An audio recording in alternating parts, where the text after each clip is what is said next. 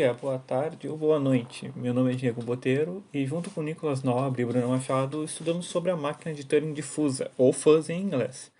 Assim, esse trabalho tem como finalidade uma abordagem dos conhecimentos adquiridos e foi selecionado e encorajado devido à afirmação do professor Dr. Benjamin Bendegrau em que o propósito e a potência da lógica difusa, o fuzzy, e as técnicas na academia são cada vez mais conhecidas, e sendo evidenciado por aproximadamente 6.000 doutores que nas mais diversas áreas do conhecimento incluíram o termo fuzzy em seu currículo Lattes. Assim, foi realizado um breve estudo da lógica fuzzy, abordando os conceitos, definições, a máquina de Turing fuzzy e sua comparação com a máquina de Turing tradicional. Tarefas do cotidiano, como estacionar um carro, seguir uma receita de cozinha ou até mesmo caminhar, são relativamente fáceis para nós humanos, mas é um desafio contínuo para as máquinas. Essas tarefas, embora não necessariamente possamos chamar de algoritmo, podemos considerá-las de forma bem grosseira um algoritmo difuso, desde que possam ser construídos de forma a serem realizadas com informações várias. Assim, diferente de algoritmos determinísticos não fuzzy ou não determinísticos, os algoritmos fuzzy podem conter um conjunto fuzzy, isso é, são funções que mapeiam um vetor escalar que fica entre 0 e 1, que indica o grau de pertinência desse valor ao conjunto. As funções de pertinência podem ter diversos formatos, sejam eles linear, triangular, trapezoidal, entre outros. Logo, tem-se como objetivo do formato ser de correspondência a um valor ou uma variável linguística em um conjunto fuzzy. Tendo como um dos seguintes exemplos: transforme y em aproximadamente igual a 10 se x for aproximadamente igual a 5, ou se x for grande, incremente y em várias unidades. Ou se x for grande, incremente y em várias unidades. Se x for pequeno, decremente y em várias unidades. Se não, deixe y intacto.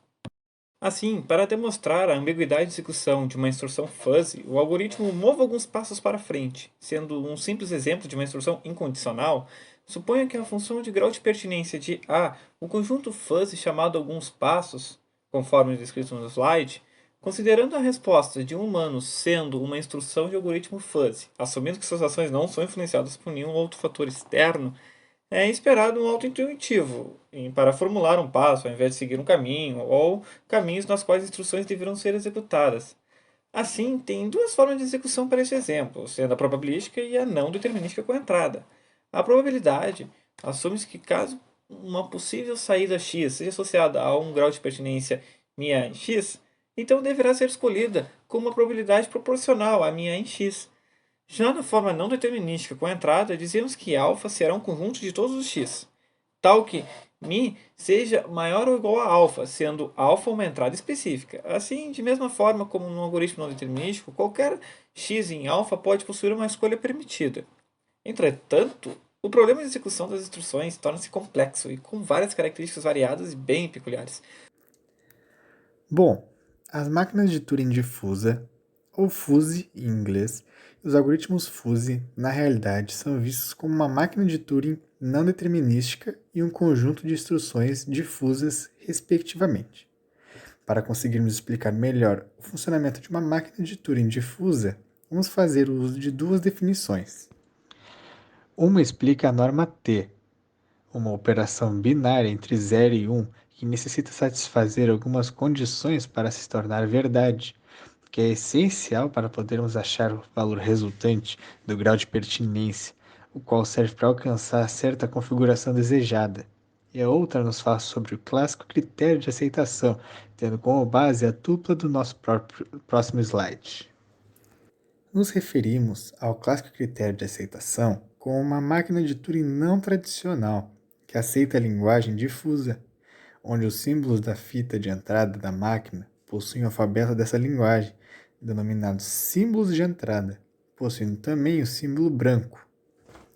A segunda definição faz uso de descrições instantâneas, ou apenas IDs, na qual ajuda a definir o que chamamos de noção de computação. Dizemos que uma ID qualquer de f, na qual é a nossa máquina de Turing difusa, trabalhando na entrada W, com tempo maior que zero ou igual, é uma descrição única da fita que compõe essa máquina depois de realizar o movimento da entrada W. Se compararmos a máquina de Turing Fuzzy com a máquina de Turing tradicional, podemos perceber algumas diferenças, como, por exemplo, a máquina de Turing tradicional é determinística, onde a função de transição define, no máximo, um movimento para cada configuração. E a máquina de Turing Fuzzy é definida como não determinística, onde a mesma possui um conjunto de instruções fuzzy. E para cada instrução é atribuído um grau de pertinência, que varia entre o 0 e o 1, sendo o 0 considerado não pertinente e o 1 totalmente pertinente. Portanto, enquanto na lógica tradicional um elemento não pertencia a um certo conjunto, na lógica fuzzy esse elemento pode pertencer com um grau de pertinência baixo. Na máquina de Turing Fuzzy de uma única fita, também temos duas definições a mais que a máquina tradicional, conforme já foi mostrado anteriormente: a função que atribui o grau de pertinência e a norma T. Dessa forma, é fácil perceber que a máquina de Turing Fuzzy possui um grande poder computacional. Em suma, o estudo realizado permitiu uma maior compreensão da lógica fuzzy, de como funciona o algoritmo e as máquinas de Turing Fuzzy. Assim, também foi observado que a máquina de Turing Fuzzy é capaz de resolver problemas complexos mais facilmente que a máquina de Turing tradicional. Logo, esse estudo encorajou o aprofundamento mais em lógica fuzzy e sua utilização para a solução de problemas, tendo em vista o crescimento dos estudos das técnicas no meio acadêmico.